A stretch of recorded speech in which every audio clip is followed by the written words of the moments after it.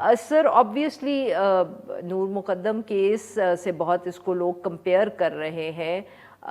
क्या आज ये बताएं कि जो सारा आज वाला वाक़या हुआ है कि अयाज अमीर साहब को पहले गिरफ्तार किया फिर छोड़ दिया गया, तो ये पुलिस ने इतनी जल्दी क्यों की इस केस में वालिद को गिरफ्तार करने की, जबकि कोई इस तरह का एविडेंस सामने तो नहीं आया था कि उनका कोई इस वाक़े से ताल्लुक़ है, बल्कि वो तो ये कह रहे हैं कि पुलिस को उन्होंने खुद इन्फॉर्म किया था। क्या ये बात सही है?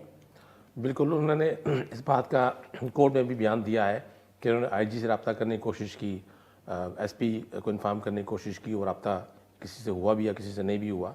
तो वो फिर जो पुलिस को मौके पे बुलाया, वो उस लड़के की जो वालदा है समीना शाह, उन्होंने पुलिस को बताया, उस एफआईआर में लिखा हुआ है कि समीना शाह के नंबर से कॉल आई, उन्होंने एड्रेस दिया, पुलिस वहाँ पर गई और सब कुछ जो हुआ। अयाज अमीर के हवाले से पुलिस का एक कहना है कि मकतूला का जो चचा है, कर्नल रिटायर्ड अकरम, यहाँ इस्लामाबाद में होते हैं, उनकी एप्लीकेशन थी। उस एप्लीकेशन में अयाज अमीर, इनकी अहलिया, उनके भाई और उनकी अहलिया, उन चारों के नाम दिए थे कि उनको भी शामिल किया जाए। लेकिन कोर्ट में शामिल तफ्तीश किया जाए ना, अरेस्ट कर लिया फौरन। उन्होंने कहा कि जी इन पे भी इल्ज़ाम है कि इनकी ईमापा हुआ है, यानी कि 109 उनकी मशवरे से या साजिश से हुआ है या रजामंदी से हुआ है। कोर्ट ने इसको पहली एप्लीकेशन को एक्सेप्ट कर लिया और एक दिन का रिमांड दिया कि शायद पुलिस कोई एविडेंस ले आए। पुलिस कोई एविडेंस नहीं पेश कर सकी, इस्टेब्लिश नहीं कर सकी कि क्या उस वक्त जब ये वकूआ हुआ है तो बाप का बेटे से रब्ता हुआ था, नहीं हुआ था। ये बात क्वेश्चन कोर्ट में उठाया गया तो पुलिस ने कहा ये रब्ता है वो मर्डर के बाद हुआ। तो लामहला उसने अपने फादर को इन्फॉर्म किया होगा कि मुझसे ये काम हो गया या मैंने कर दिया है, तो उसके बाद से पूछा गया तूने क्यों काम किसा किया है।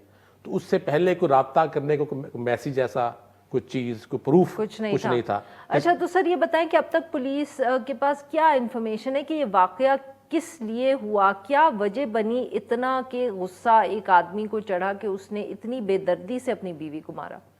देखिए, अभी तक पुलिस को उसने जो स्टेटमेंट दी है ऑफ द रिकॉर्ड भी और ऑन द रिकॉर्ड भी, वो जो चीज़ें सामने आ रही हैं, यही बताया कि उसका जो रब्ता 3 माह पहले हुआ था, फिर वो आई यहाँ पर पाकिस्तान में, दुबई से। दुबई में ये लेक्चरार थी इंजीनियरिंग यूनिवर्सिटी में, तो यहाँ वो आई तो अपने वो गाँव ले गया, वहाँ शादी हो, वहाँ निकाह कर लिया, निकाह करके वापस यहाँ पर आ गए।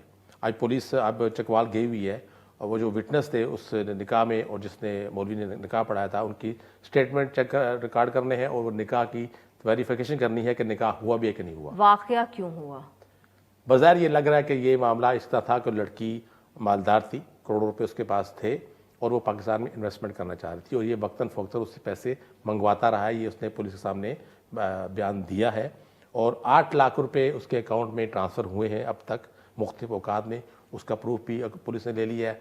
उसके अलावा जो कैश लेता रहा तो उसका भी रिकॉर्ड लेना है। 28 लाख रुपए की मर्सिडीज़ गाड़ी उसने पेमेंट की थी, इसने गाड़ी परचेज़ की, गाड़ी का एग्रीमेंट और उसके बाद गाड़ी अपने नाम पर ट्रांसफ़र करवा ली। और यही बताया जा रहा है कि वकूए की रात इनका झगड़ा हुआ 2 चीज़ों पे।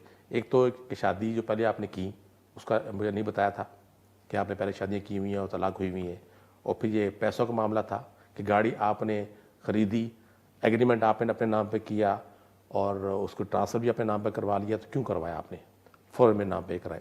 वो झगड़ा हुआ, बात ख़त्म हो गई। अगले दिन सुबह फिर झगड़ा हुआ, उसके बाद उसने जो कुछ हुआ उसने बयान दे दिया।